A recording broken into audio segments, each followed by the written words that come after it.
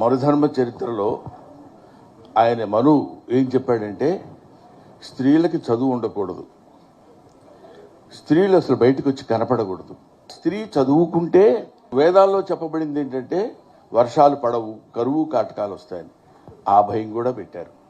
ఎంతవరకు స్త్రీ జాతిని అణగదొక్కాలో అంతవరకు అణగదొక్కుతూ వాళ్ళు పైకి రాకుండా ఉండాలని కోరుతూ వాళ్ళకు ఒక వ్యక్తిగతమైనటువంటి అభిప్రాయం ఉండకూడదు.